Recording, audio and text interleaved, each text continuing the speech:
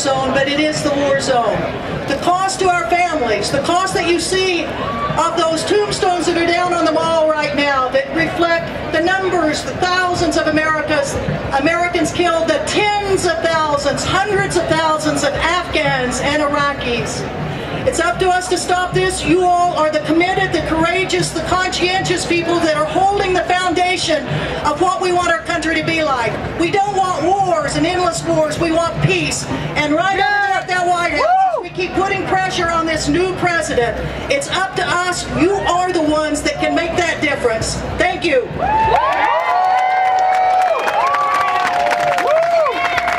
NATO.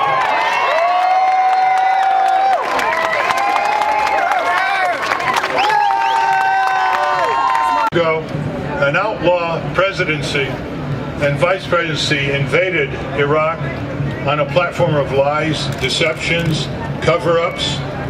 They violated our Constitution, international laws, federal statutes in so doing.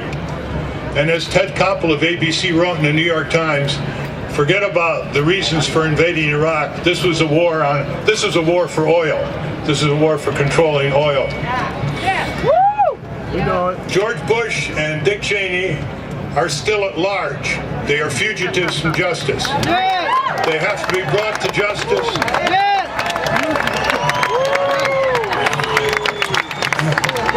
And there has to be strong action in Congress to do that, as Ramsey Clark pointed out. What's the result in Iraq so far? Oh, they've had elections.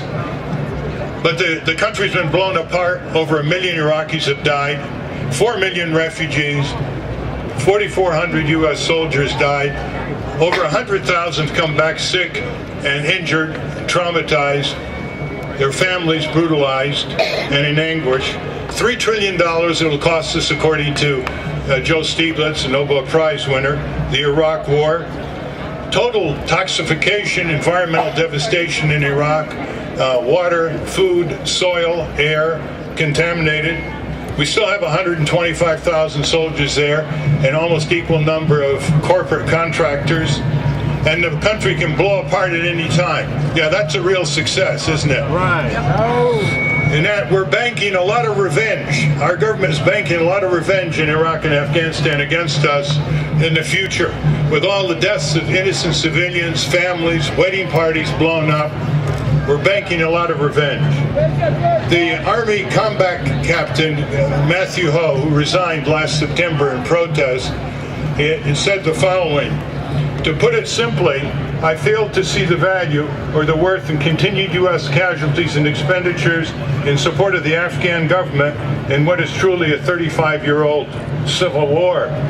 And then he also said, in both the RC East and South in Afghanistan, I, meaning Matthew Ho, have observed that the bulk of the insurgency fights not for the white banner of the Taliban, but rather against the presence of foreign soldiers and taxes imposed by the unrepresented government in Kabul. Right. The Taliban is fighting against the military occupation. Some of them are in the drug trade. We helped create the biggest narco state in the world.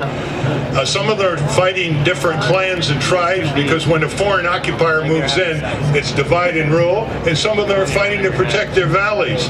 There are less than 100,000 al-Qaeda in Afghanistan, according to General James Jones, who advises the president in the White House.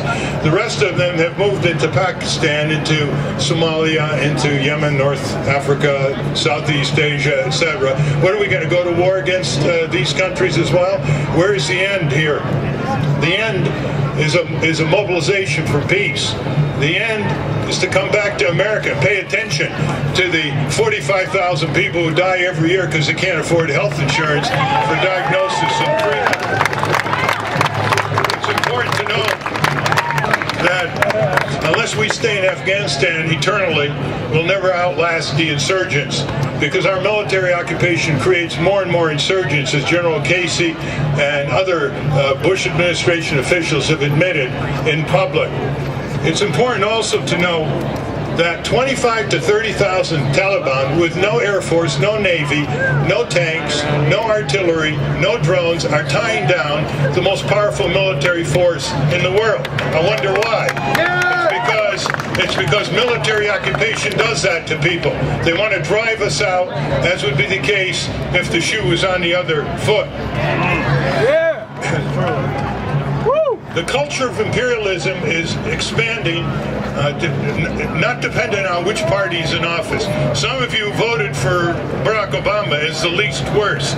But let me tell you, what difference in foreign and military affairs is there between Barack Obama and George W. Bush, except for the rhetoric? Even an Associated Press reporter on C-SPAN some months ago said there's really no difference.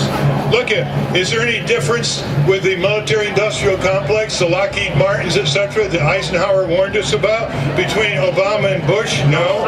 Does Obama meet with any dissenting and peace groups, from the Veterans for Peace to all the various church groups and women's groups and student groups? He hasn't met with any of them in the White House, nor did George W. Bush.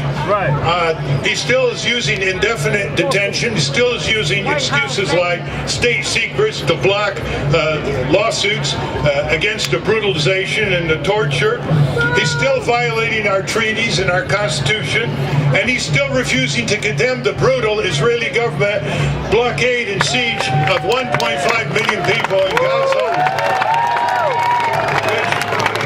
which is the largest prison in the world. The largest prison. Let's stop talking apartheid. This is the largest open-air prison in the world, an international crime by all international law observers. And Jonathan Tassini is running against the blockade, against the Israeli occupation of Palestine, for the Senate in New York State inside the Democratic primary. He ran in 2006 against the war and against Hillary Clinton and got 17% of the vote.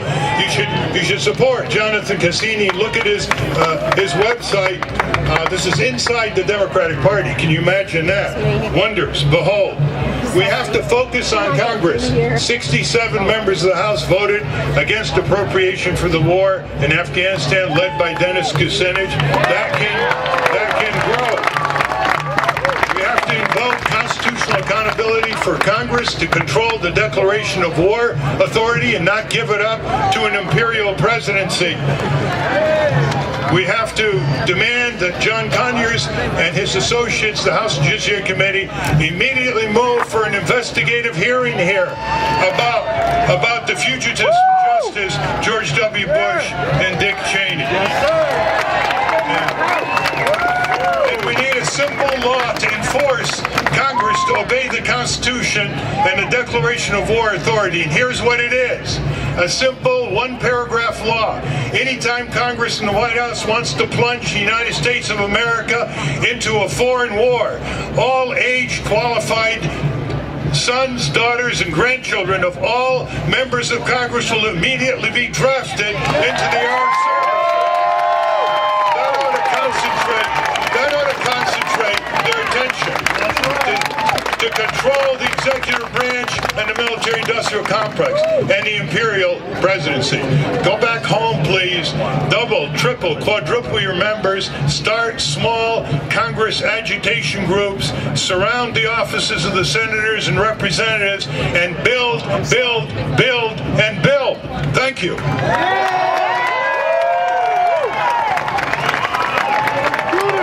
Sisters and brothers, this is going to be an exciting day and an exciting march, and we can be doing than what we're doing right now. And the way that you know that is think about the intense pressure that's coming down, the effort to silence this movement at the moment that the movement is resurging into the streets. The moment the movement is saying, we don't accept the lies of the representations. We can see clearly what is happening, and it is the people who have the ability to stop it.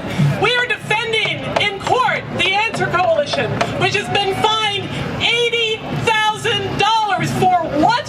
For handing out leaflets and posters. People who are being arrested on felony charges. The charge, putting up a poster, held on $20,000 bail for the allegation they put up a poster. You can get no clearer message that the government doesn't want us to mobilize. And in fact, you all remember Richard Nixon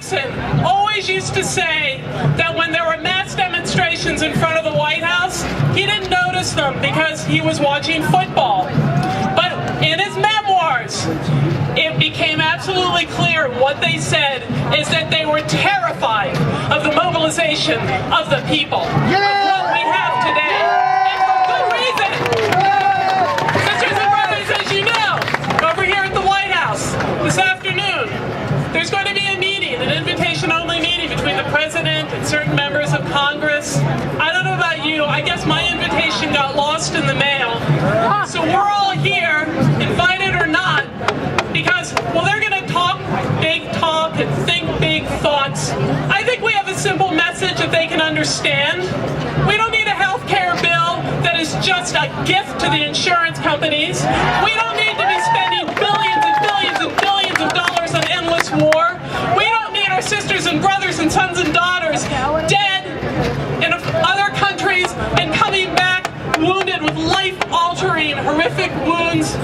We don't need to be sending U.S. troops to kill our sisters and brothers in the Middle East. What we need, and maybe they need to hear it over there right now, is a simple message that you all know that my 5-year-old son loves. Let's just tell them. No justice, no peace. U.S. out of the Middle East. No justice, no peace. U.S. out of the Middle East. No justice, no peace. U.S. out of the Middle East.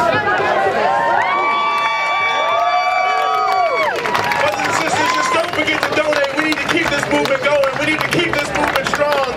The next person I want to bring up, one of the co-chairs of this rally, someone who has stood strong on all the issues of peace, justice, and equality here in the United States.